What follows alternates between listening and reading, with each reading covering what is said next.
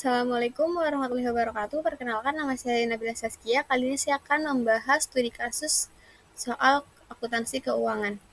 Yang pertama itu ada studi kasus 1, yaitu soalnya pada tanggal 1 Mei 2018, Tuan Bima, Tuan Ardi, dan Tuan Dendi sepakat untuk mendirikan sebuah firma yang bernama Harapan Jaya.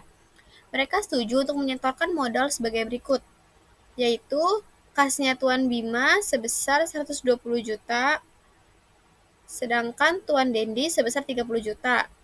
Persediaan Tuan Ardi ada 96 juta, Tuan Dendi ada 48 juta, kendaraan Tuan Bima ada 18 juta, kendaraan Tuan Dendi ada 42 juta, tanah Tuan Ardi 24 juta, tanah Tuan Dendi 60 juta, dan bangunan kantor Tuan Bima 12 juta.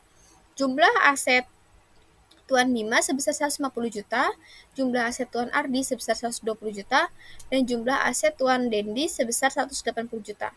Di sini diminta untuk membuat jurnal yang diperlukan dan membuat neraca per pembentukan firma tersebut. Di sini kita menjurnal yaitu aset pada modal.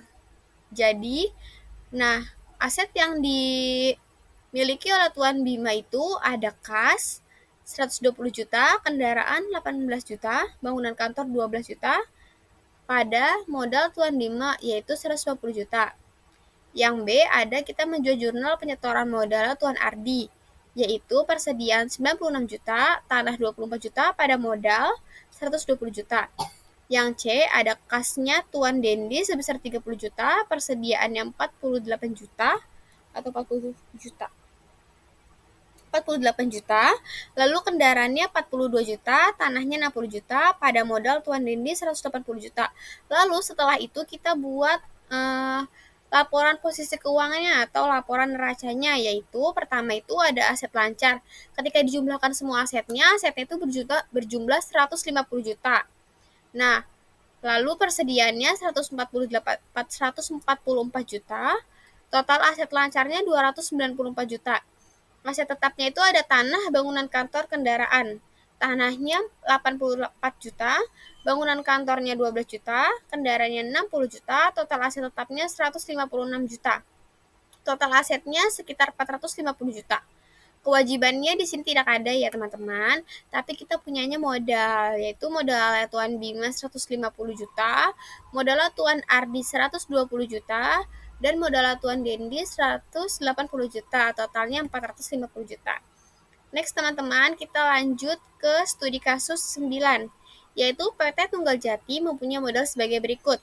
Saham biasa beredar sebanyak 1.500 lembar, saham prioritas nominal 2.400 per lembar, beredar sebanyak 500 lembar.